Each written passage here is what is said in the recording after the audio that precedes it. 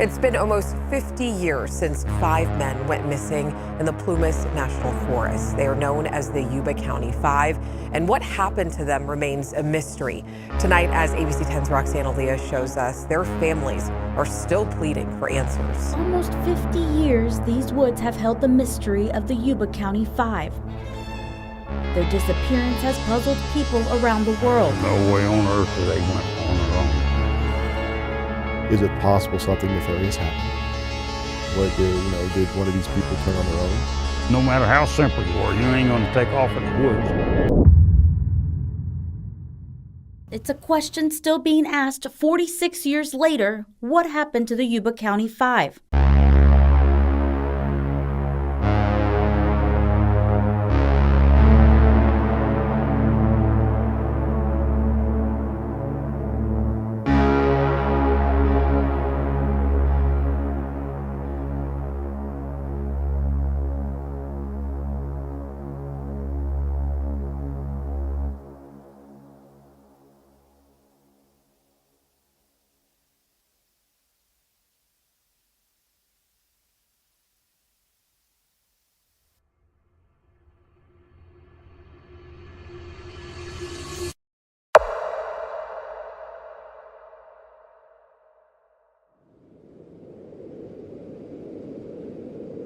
It was February 24, 1978, in the quiet, close-knit community of Yuba City, California. 5 young men, Burl Sterling, Jack Madruga, Ted Wire, Jack Hewitt, and Gary Mathias, were more than just friends. They were brothers in spirit. These men bonded over their shared love for basketball and were members of the Gateway Gators, a team representing a local rehabilitation center for individuals with development and mental health challenges. That Friday night was special. Their favorite college team was playing at California State University, Chico, and the 5 men had been eagerly anticipating the game. Jack Madruga, who took great pride in his spotless 1969 Mercury Montego, volunteered to drive. With snacks packed and excitement high, the group embarked on a short trip north, their shared enthusiasm filling the car. The game ended around 10 p.m., and their team had won. Before heading home, they made a quick stop at Bear's Market, a convenience store on the way.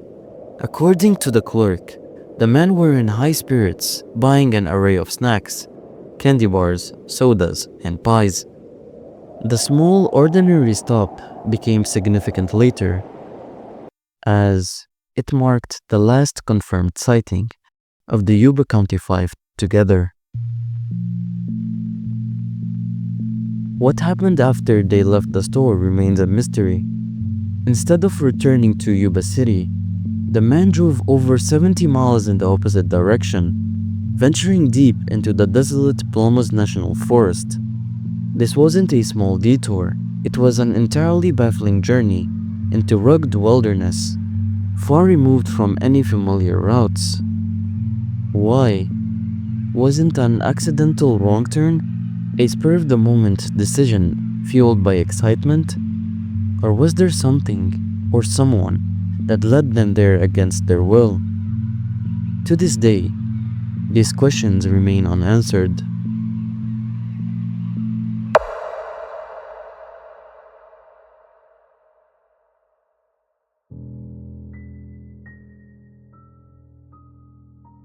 As the story of the missing man unraveled, a strange and chilling testimony emerged. On the night of February 24th, Joseph Shones, a local man in his 50s, was driving up the same remote mountain road near Rogers' cow camp. His plan was to check on a cabin he owned, ensuring it was ready for a planned family trip. However, while navigating the icy road, his car got stuck in snow. Exhausted and disoriented, Joseph began to feel an unusual tightness in his chest. He was having a heart attack, alone and stranded in the freezing wilderness. Joseph's night had taken a terrifying turn. As he lay in his car, trying to conserve energy, he claimed to have seen two sets of headlights, a car pulling up behind him, and shortly after, what appeared to be flashing lights moving around outside. Peering through the frost-covered window, Joseph thought he saw a group of people, including a woman carrying a baby. He called out for help but received no response. Hours later, as dawn approached, Joseph managed to gather enough strength to stumble down the road toward a lodge several miles away. His account of seeing people near his car was dismissed by some as a hallucination caused by his mental distress, but his story raised unsettling possibilities.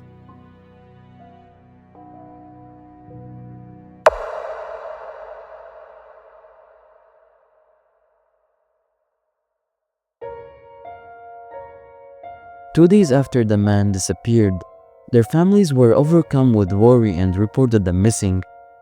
What followed was one of the most extensive search efforts in the region's history. Law enforcement, volunteers, and even the National Guard scoured the area, battling harsh weather and rugged terrain. On February 28th, a breakthrough came. Jack Madruga's Mercury Montego was discovered abandoned on a desolate mountain road in the Plumas National Forest. The car's condition puzzled investigators. It wasn't damaged or stuck in snow, and there was still a quarter tank of gas left.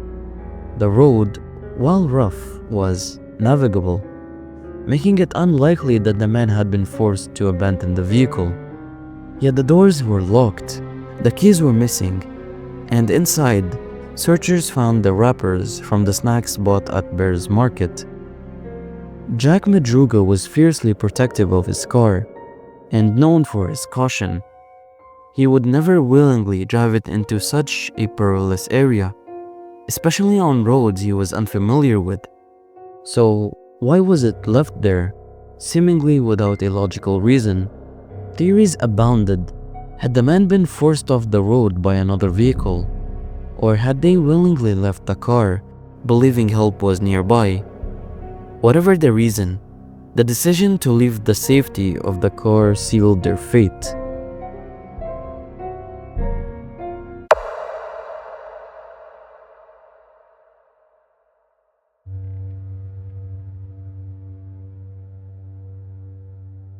Months passed, and the case grew colder with each passing day. It wasn't until June 4, 1978, that the grim truth began to surface. A group of motorcyclists exploring the forest stumbled upon an abandoned trailer 19 miles from where the car had been found. Inside, they made a harrowing discovery: the body of Ted Wire. Ted's condition told a haunting story. He had survived for weeks, perhaps even months, in the frigid wilderness. Yet the trailer he took refuge in was stocked with enough canned food to last all 5 men for months. There was also a propane heater, untouched and unused, wrapped in several layers of bedsheets. Ted had tried to stay warm, but it wasn't enough. More bodies were soon found. Jack Madruga and Bill Sterling had succumbed to the cold, the remains discovered several miles from the car. Jack Hewitt's scattered bones were found near the trailer, likely disturbed by animals.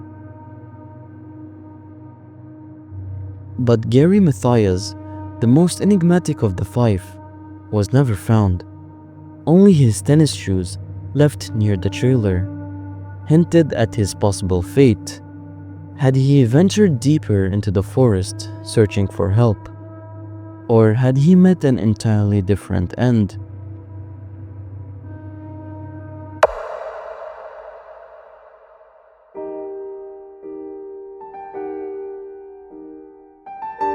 The case of the Yuba County Five continues to baffle investigators and armchair detectives alike.